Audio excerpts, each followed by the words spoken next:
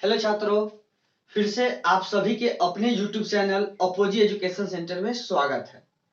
बउआ, जिस प्रकार से हमने आपको वादा किया था जो पूरा मैथ एनसीईआरटी बेस्ड हम पढ़ाएंगे, उसी वादे को निभाते हुए हमने आज पहला वीडियो रिकॉर्डिंग करने जा रहे हैं जो कि त्रिकोणमिति से संबंधित है, जिसको हम लोग त्रिकोणमिति कहते हैं। बाबू, अगर इससे पहले का वीडियो आपने नहीं देखा है तो आप जाइए चैनल पे, प्लेलिस्ट बना हुआ है जो लिखा हुआ है क्लास 10th मैथ सत्र 2022 से 23। उस प्लेलिस्ट में इससे पहले का एक वीडियो है जो आप उसको जाकर देखिए। उसमें समझाया गया हुआ है कि किस टॉपिक से कितने नंबर का क्वेश्चन पूछे जाते हैं और किस टॉपिक कितना महत्वपूर्ण अपना स्थान रखता है। चलिए बुआ, उसी सिलसिले को आगे बढ़ाते हुए हम लोग आज त्रिकोणमिति चैप्टर शुरू करने जा रहे हैं। यह त्रिकोणमिति चैप्टर आपसे कह दे भाग 1 है। हम लोग भाग 1 पढ़ने जा रहे हैं बाबू, ठीक है ना। इस भाग 1 में त्रिकोणमिति से संबंधित जितने भी फॉर्मूला होंगे उसको हम लोग देखेंगे, ठीक है। आखिर बाबू चलिए देखते हैं एक्सरसाइज। अगर आप देखा जाए एनसीईआरटी के बुक से देखिएगा तो एक्सरसाइज 8.1 है। बहुआ 8.1 में हम लोग पहले आइएगा तो त्रिकोणमिति का परिचय है। आखिर त्रिकोणमिति कहते किसको है, त्रिकोणमिति से हम लोग किस किस चीज के बारे में जानकारियां मिलती है। तो चलिए बुआ, त्रिकोणमिति का पहले हम लोग डिफिनीशन देखते हैं। तो त्रिकोणमिति जो बुआ है, जिसको इंग्लिश में हम लोग ट्रिगोनोमेट्री कहते हैं। बुआ, इसका फॉर्मूला होता है गणित की वह शाखा जिसके अंतर्गत हम लोग त्रिभुज के कोनों के मापों का अध्ययन करते हैं, त्रिकोणमिति कहलाती है। ठीक है बाबू, त्रिभुज के कोनों की मापों के अध्ययन करते हैं। किसकी मापों के अध्ययन करते हैं बुआ? कोनों के मापों का अध्ययन करते हैं, उसी को बुआ हम लोग त्रिकोणमिति कहते हैं। तो हमने समझा आखिर त्रिकोणमिति कहते किसको है। त्रिकोणमिति उसको कहते हैं जो त्रिभुज के कोनों के मापों का अध्ययन करे, उसे हम लोग त्रिकोणमिति कहते हैं। त्रिकोणमिति चैप्टर में बाबू सबसे बड़ा महत्वपूर्ण समकोण त्रिभुज का होता है। चलिए हम लोग देखते हैं ये समकोण त्रिभुज आखिर कहते किसको है। चलिए वो देखते हैं। इससे पहले त्रिकोणमिति का डिफिनीशन देखे हैं, अब हम लोग समकोण त्रिभुज का डिफिनीशन देखेंगे जे आखिर समकोण त्रिभुज कहते किसको है। तो समकोण त्रिभुज वैसे त्रिभुज जिसका एक कोण समकोण, वैसे त्रिभुज जिसका एक कोण समकोण अर्थात 90 डिग्री हो। ठीक है ना बुआ, इसको डिग्री बोलते हैं, ठीक है ना। 90 डिग्री का हो समकोण त्रिभुज कहलाती है। बिना एक कोण 90 डिग्री का हुए वह समकोण नहीं हो सकता है। बउआ फिर से एक बार बोल देते हैं, वैसे त्रिभुज जिसका एक कोण समकोण अर्थात 90 डिग्री का हो समकोण त्रिभुज कहलाती है। बउआ समकोण त्रिभुज का फॉर्मूला यहाँ है, सॉरी फिगर यहाँ पे है। देखिए फिगर समकोण त्रिभुज कहते किसको है, कैसा दिखता है ये देखिए। बउआ समकोण त्रिभुज बनाने के लिए हमेशा याद रखिएगा यह लाइन एकदम सीधा होना चाहिए, यह लाइन एकदम सीधा होना चाहिए। जब तक यहाँ पे 90 डिग्री का कोण नहीं बनेगा तब तक समकोण त्रिभुज नहीं होगा। समकोण त्रिभुज में बउआ इसको कर्ण कहते हैं, इसको आधार कहते हैं, इसको लंब कहते हैं। इसको H से डिनोट करते हैं, इसको B से डिनोट करते हैं, इसको P से डिनोट करते हैं।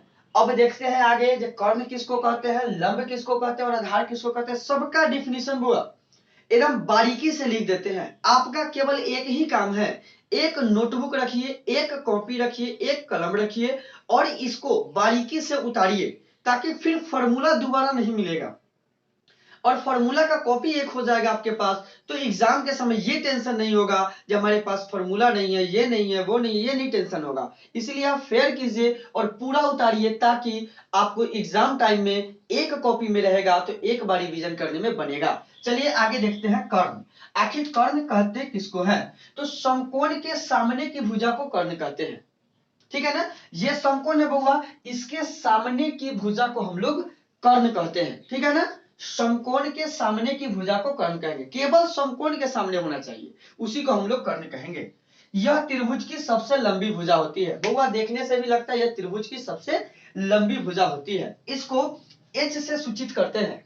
इसको किससे सूचित करते हैं, H से सूचित करते हैं। यह हमने वहां बता दिया है। यह कभी भी नहीं बदलता है, ठीक है ना, यह कभी भी नहीं बदलता, कर्ण हमेशा वही रहता है। लंब और आधार अपने आप में बदल जाता है लेकिन कर्ण कभी भी नहीं बदलता है, जिसका उपयोग आप आगे देखिएगा। बउआ फॉर्मूला होता है कर्ण बराबर फॉर्मूला होता है अंडर रूट लंब का स्क्वायर जोड़ आधार का स्क्वायर। हो सकता है आपको लंब दे और आधार का मान दे और कर्ण पूछे तो यही फॉर्मूला लगा दीजिएगा। हिंदी नहीं आपको है तो इंग्लिश में जान लीजिए, h बराबर लिखिएगा रूट अंडर p का स्क्वायर प्लस b का स्क्वायर। ठीक है ना बाबू। चलिए ये हम लोग का कर्ण था, आगे हम लोग आधार हुआ। हम लोग पहले लंब का डिफिनीशन देखेंगे तब आधार का डिफिनीशन देखेंगे, ठीक है ना। लंब का डिफिनीशन, लंब कहते किसको है उसके बारे में देखिएगा। न्यून कोण के सामने की भुजा को लंब कहते हैं।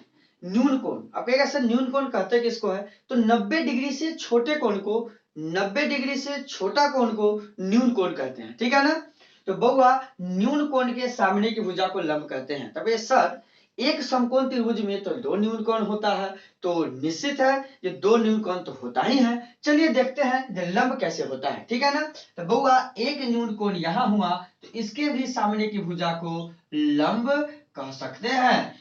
चाहे यह न्यून कोण है, इसके भी सामने की भुजा को, इसको भी हम लोग लंब कह सकते हैं, ठीक है ना बुआ। न्यून कोण के सामने, इसके भुजा के सामने भी यह लंब होगा, यहां से देखेंगे तो ये लंब होगा, यहां से देखेंगे तो ये लंब होगा, ठीक है ना। जैसे यहां समझा है, यहां से देखेंगे तो ये लंब होगा, यहां से देखेंगे तो ये लंब होगा। इसी के लेकर के हमने लिखाया है कि यह जरूरत के अनुसार बदल सकता है। हो सकता है त्रिकोणमिति में हमको ए से पूछ देगा तो हमको लंब इसको मानना होगा, हो सकता है हम लोग को अगर सी से पूछ देगा तो लंब इसको मानना होगा, ठीक है ना बाबू। लंब का फॉर्मूला होता है रूट अंडर कर्ण के स्क्वायर माइनस आधार के स्क्वायर। इंग्लिश में p बराबर रूट अंडर h के स्क्वायर माइनस b के स्क्वायर बोलते हैं बाबू, ठीक है ना। ये हम लोगों का लंब का बात हुआ। अब हम लोग आधार पर आते हैं। आधार होता है लंब जिस भुजा के साथ समकोण बनाती है, ये लंब है बाबू, और जिस भुजा के साथ, इस भुजा के साथ यह समकोण बना रही है, इसीलिए इसको हम लोग आधार कहेंगे, ठीक है ना। उसके बाद हम बोले हैं इसके उसे आधार कहते हैं, इसको बी से सूचित करते हैं और यह जरूरत के अनुसार पढ़ने पर यह बदल सकता है। बउआ देखिए अगर मान लेते हैं, इससे समझ में आपको नहीं आएगा लेकिन यहां समझ में आएगा, यह लंब होगा तो ये ऑटोमेटिक है जी आधार होगा, और जब ये लंब होगा तो ऑटोमेटिक है जी आधार होगा। जैसे मान लेते हैं अगर इसको हम लोग लंब मान लेते हैं तो ऑटोमेटिक है जी आधार होगा। इसीलिए बउआ हमने लिखाया है कि यह जरूरत पड़ने पर बदल सकता है। यहाँ पर बउआ लंब इस कोना से ये भुजा समकोण बना रही है, हो सकता है ये लंब हो और इस भुजा के साथ समकोण बना रहा हो, इसीलिए इसको हम लोग आधार कहते हैं, ठीक है ना। यह बात हमेशा ध्यान रखिएगा कि लंब जरूरत के अनुसार बदल सकता है, आधार जरूरत के हिसाब से बदल सकता है, ताकि यह 10वां का त्रिकोणमिति का बहुत ही सटीक बात जिसको कहिए वह बात है, जब माइंड में आप डाल लीजिए कि लंब और आधार जरूरत के हिसाब से बदल सकता है लेकिन कर्ण कभी भी नहीं बदलेगा। आधार का फॉर्मूला होता है रूट अंडर कर्ण के स्क्वायर माइनस लंब के स्क्वायर। इंग्लिश में b बराबर रूट अंडर h के स्क्वायर माइनस p के स्क्वायर होता है, ठीक है ना। ये दो बातें फिर से हम समझा दे रहे हैं। न्यून कोण के सामने की भुजा लंब होता है, यह जरूरत के हिसाब से बदल सकता है। यहां से देखेंगे तो यह लंब होगा, यहां से देखेंगे तो यह लंब होगा। अगर यह लंब होगा तो यह आधार होगा, तो यहां आधार हुआ, और ये लंब होगा तो यहां आधार होगा, ठीक है ना बाबू। चलिए ये पूरा समकोण त्रिभुज से संबंधित हम लोग फॉर्मूला पढ़े हैं। अब हम लोग त्रिकोणमिति के अनुपातिक रेशियो के बारे में, अब हम लोग समकोण त्रिभुज तो खत्म कर लिए पूरा। समकोण त्रिभुज कहते किसको है, उसके अंदर लंब किसको कहते हैं, आधार किसको कहते हैं, कर्ण किसको कहते हैं, सब खत्म हो गया। उसके बाद त्रिकोणमिति कहते किसको है वो भी हम लोग समाप्त कर लिए हैं। अब आते हैं त्रिकोणमितीय निष्पत्तियां। यहां से आपके फॉर्मूला जनरेट होंगे और यहीं से आप याद कीजिएगा तभी क्वेश्चन बन पाएगा, ठीक है। तो त्रिकोणमितीय निष्पत्तियां कहते किसको है वो हम लोग देखते हैं। त्रिभुज के कोणों को भुजाओं के अनुपात में, देख रहे हैं त्रिभुज की ये कोण हुआ, ये कोण हुआ, ठीक है ना, भुजाओं के अनुपात में व्यक्त किए जाते हैं। समझिए बात को बुआ, त्रिभुज के कोणों को भुजाओं के अनुपात में व्यक्त किए जाते हैं तो इसे त्रिकोणमितीय निष्पत्तियां कहते हैं।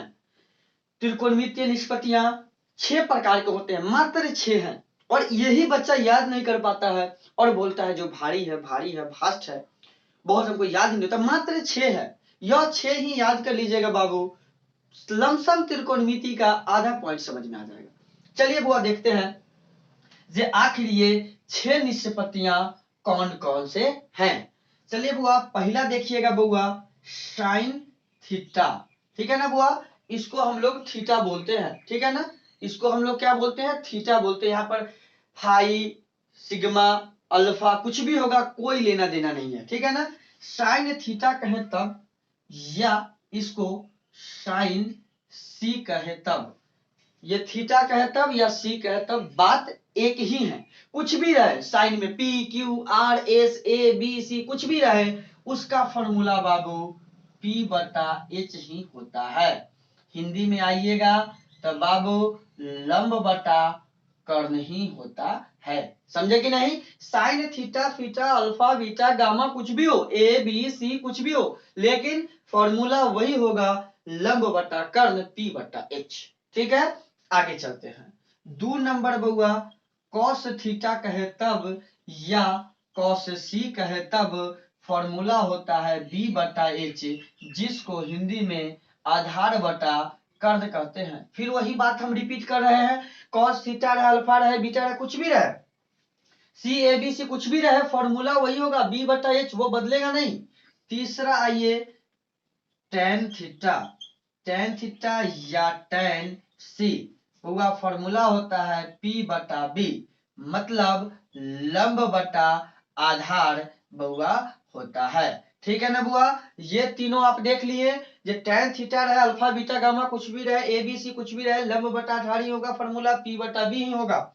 चौथा आइएगा टेन थीटा के बाद होता है कॉट थीटा कहिए तब या कॉट सी कहिए तब, B बाई P होता है, मतलब आधार बटा लंब होता है। कहिएगा सर ये तो इसका उल्टा हो गया, तो हाँ tan का उल्टा cot होता है, cot का उल्टा tan होता है, ठीक है ना बाबू। चलिए आगे देखते हैं, 4 तक हम लोग देख लिए, 2 और बचे हैं, चलिए हम लोग वो भी देख लेते हैं। बउआ अगर 2 की बात करें हम लोग तो 2 में क्या बच गया है वह देखिए। 5वां नंबर में होता है सेक थीटा कहे तब या सेक सी कहे तब, फॉर्मूला होता है H बाई बी, समझे कि नहीं। H मतलब होता है कर्ण, B मतलब होता है आधार। बउआ आपसे कहा दे सेक थीटा अल्फा बीटा कुछ भी रहे, फॉर्मूला वही होता है H बटा B। उसके बाद छठा आइएगा, लास्ट आइएगा बउआ, कॉसेक थीटा कहिए तब या कॉसेक सी कहिए तब, H बटा P होता है बउआ, मतलब कर्ण बटा लंब होता है, समझ रहे हैं बउआ। यही अंतिम फॉर्मूला है, कॉसेक थीटा कहे ए बी सी कहे कुछ भी कहे, यही फॉर्मूला होता है H बटा P। कहिएगा सर ये तो कॉस का उल्टा सेक हो गया, साइन का उल्टा कॉसेक हो गया, तो जी हाँ, साइन का उल्टा कॉसेक होता है, कॉस का उल्टा सेक होता है और टैन का उल्टा कॉट होता है, ठीक है ना। अगर आप ये 3 भी याद करते हैं तो आगे 3 याद हो जाएगा, ठीक है ना, कोई दिक्कत। यहां तक बाबू हम लोग का पूरा ट्रिगोनोमेट्री से 8.1 चैप्टर का पूरा फॉर्मूला खत्म हो गया है, ठीक है।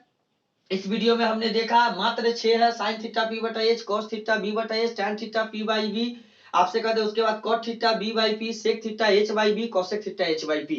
मात्र 6 ही फॉर्मूला है जो कि आपको याद करना है, उसके बाद कोई जरूरत का चीज नहीं है। इससे पहले हमने लिखाया समकोण, ये सब कुछ नहीं चाहिए, केवल ये 6 याद कीजिएगा तो 8.1 चैप्टर आपका क्लियर हो गया। तो बउआ ये हम लोगों का आज फॉर्मूला पढ़े हम लोग, उसके बाद इस पर कुछ टाइप ऑफ क्वेश्चन देखेंगे जे कैसे क्वेश्चन पूछता है। अगर डायरेक्ट चैप्टर आपसे बनवा लेंगे तो आपको समझ में नहीं आएगा, इसीलिए कुछ टाइप ऑफ क्वेश्चन बनवाएंगे, उसके बाद बउआ चैप्टर शुरू करेंगे आपको एनसीईआरटी 8.1, ठीक है बाबू। तो हमारा पढ़ाई कैसा लगा आप लोग कमेंट करके जरूर बताइएगा, और हमारे चैनल को सब्सक्राइब कीजिए बाबू, शेयर कीजिए और वीडियो को लाइक कीजिए, ठीक है बाबू, धन्यवाद।